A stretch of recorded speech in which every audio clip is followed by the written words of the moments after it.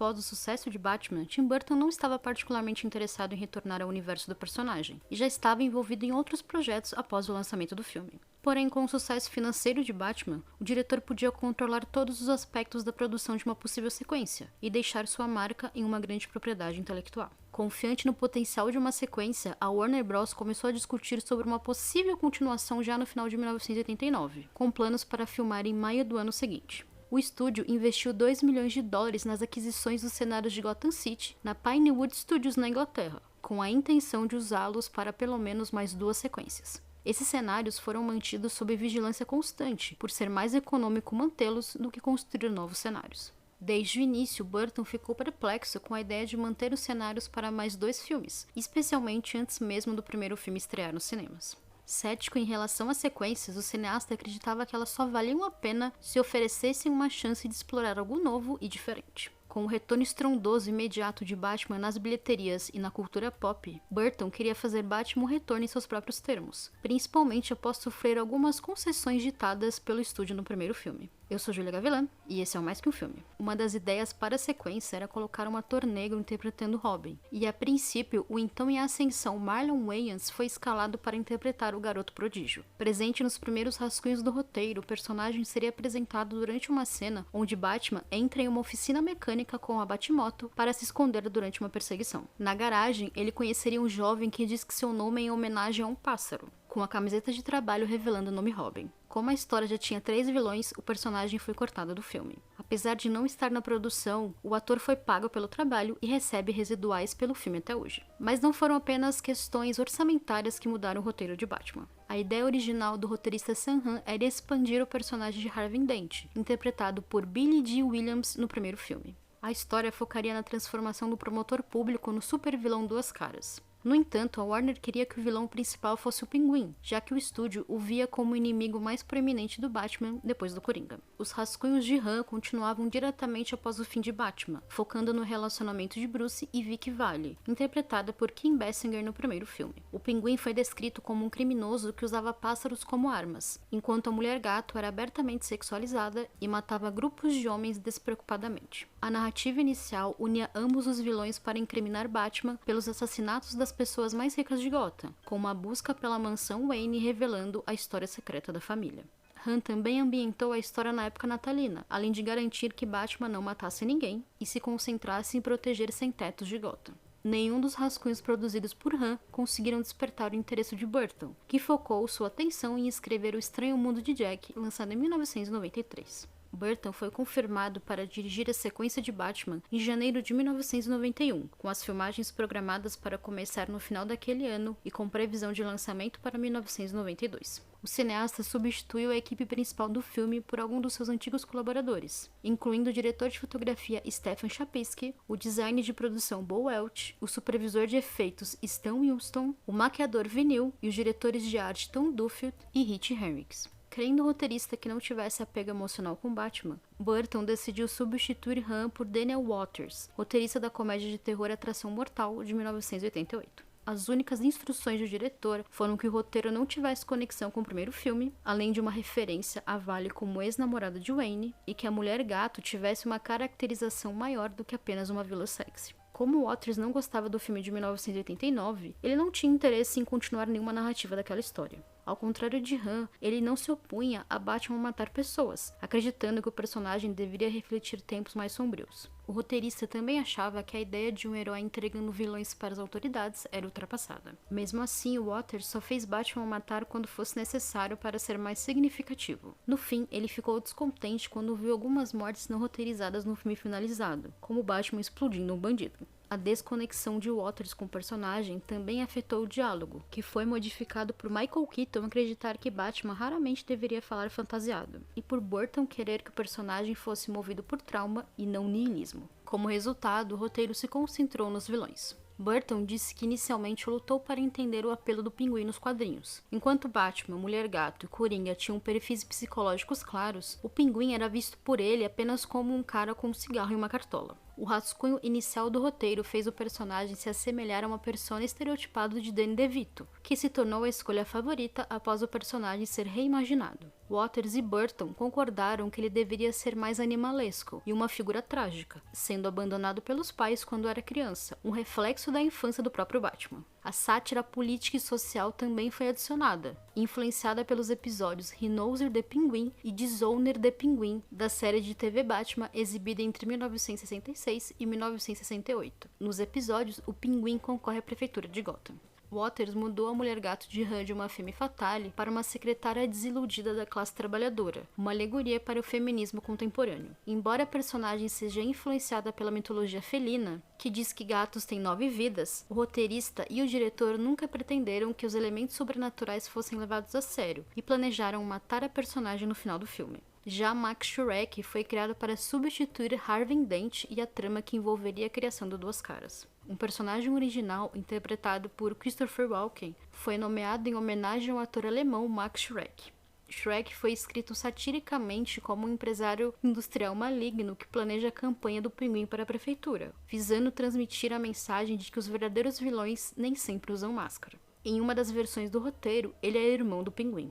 Segundo Waters, o primeiro rascunho de Batman Retorno tinha 160 páginas e custaria 400 milhões de dólares para ser produzido. O quinto e último rascunho do roteiro era mais contido e focava mais na caracterização e na interação do que no enredo. Waters e Burton se desentenderam durante o processo, e o roteirista chegou a se recusar a implementar as mudanças solicitadas pelo diretor. Para refinar o trabalho de Waters, Burton contratou Wesley Strick, que tinha o objetivo de agilizar o roteiro e aliviar o tom. Os executivos da Warner determinaram que Strick apresentasse um plano mestre para o Pinguim, resultando na adição do plano para sequestrar os filhos primogênitos de famílias ricas de Gotham e ameaçar a cidade com mísseis. Segundo Waters, as mudanças feitas por Strick foram pequenas, mas ele ficou perplexo com o plano adicionado ao roteiro. No fim, ele fez a revisão final do roteiro de filmagem, e embora Strick estivesse no set por 4 meses de filmagens e trabalhando em reescritas no set, Waters foi o único roteirista acreditado.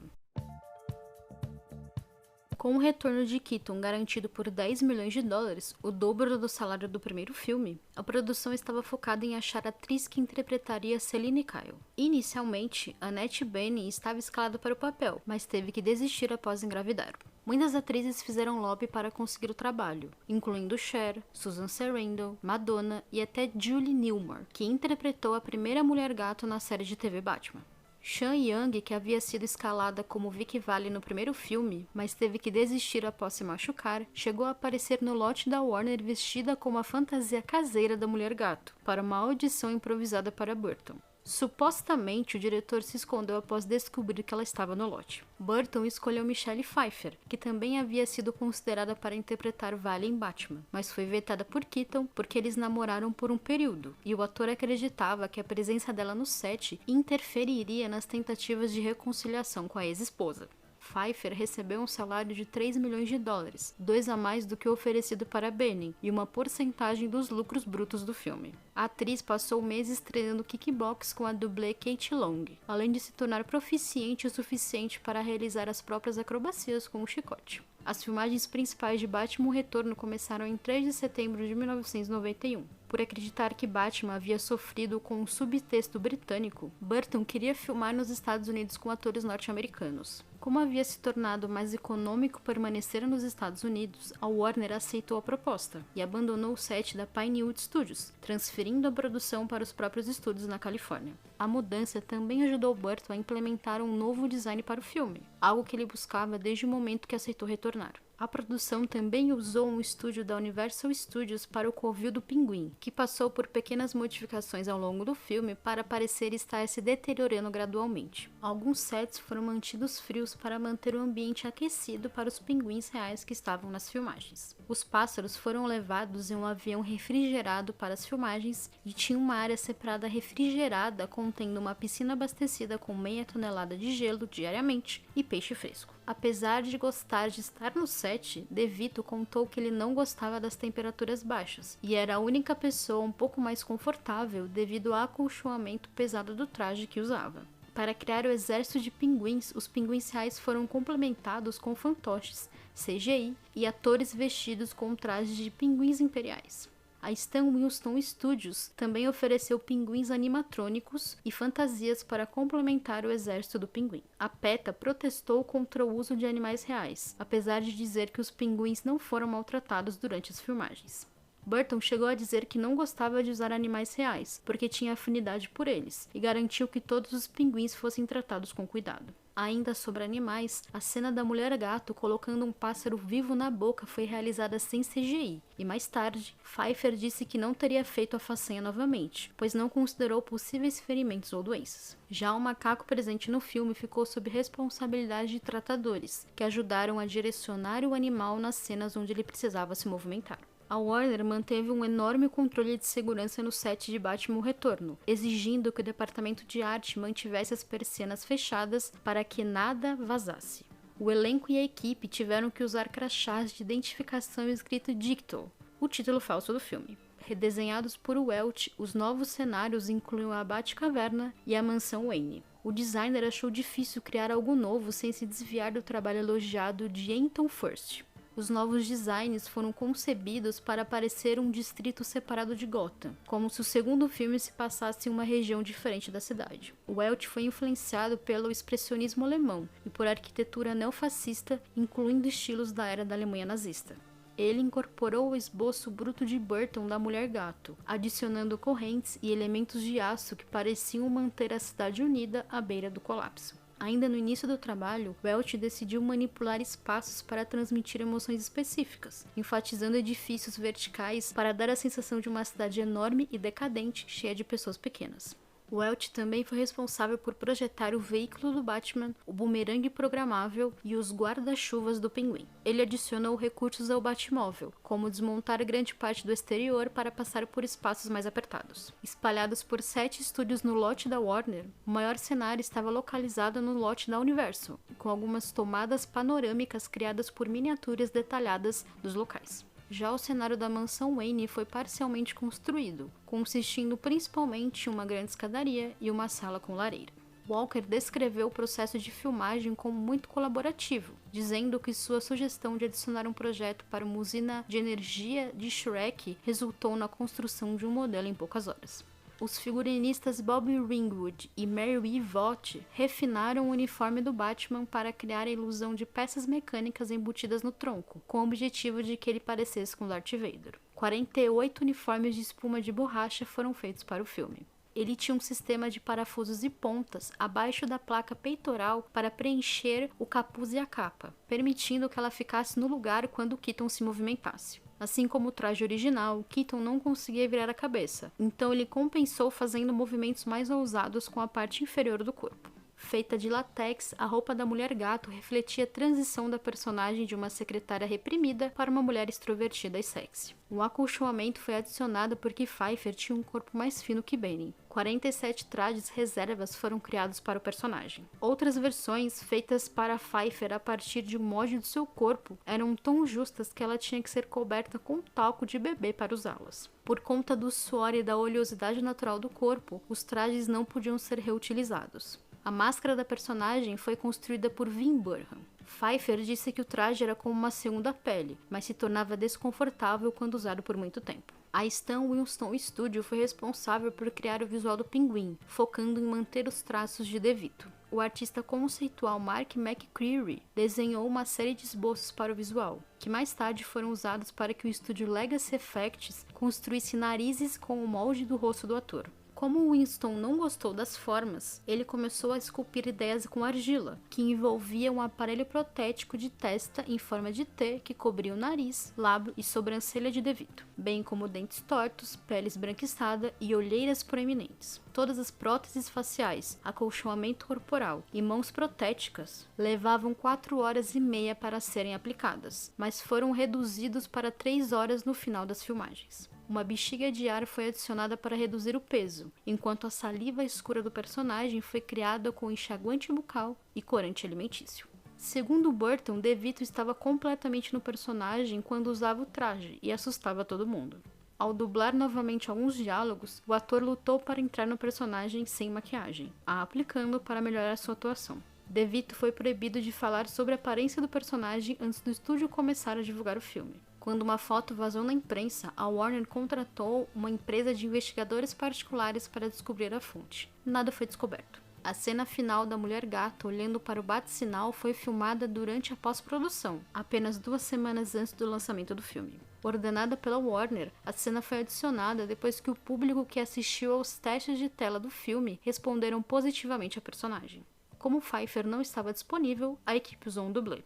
As filmagens principais de Batman: O Retorno terminaram em 20 de fevereiro de 1992, após 170 dias. O filme estreou nos cinemas em 16 de junho de 1992, e 2 quarteirões da Hollywood Boulevard foram fechados para mais de 3 mil fãs, 33 equipes de TV e 100 fotógrafos acompanharem. Arrecadando mais de 45 milhões de dólares, o filme estabeleceu o recorde de maior fim de semana de estreia do ano, e o maior fim de semana de estreia de qualquer filme até aquele momento. O recorde anterior pertencia ao filme de 1989, e o novo recorde foi quebrado apenas no ano seguinte com Jurassic Park. Batman: O Retorno acabaria faturando quase 267 milhões globalmente. E, mesmo que tenha faturado menos que o primeiro filme, culpa também do aumento dos preços dos ingressos, a competição com as Olimpíadas de Barcelona e uma recessão econômica nos Estados Unidos, o filme desenvolveu um legado desde o lançamento. Temas vistos como perturbadores para a época, como exploração da moralidade e a sátira da política corporativa, se tornaram mais relevantes do que nunca. Eu sou Julia Gavilan e esse é o Mais Que Um Filme. Me siga nas redes sociais para acompanhar o que eu faço por aí e bater um papo comigo. Também siga o feed do podcast para não perder nada e conheça o Catarse do Mais Que Um Filme. Ou me pague um café via Pix. Até a próxima!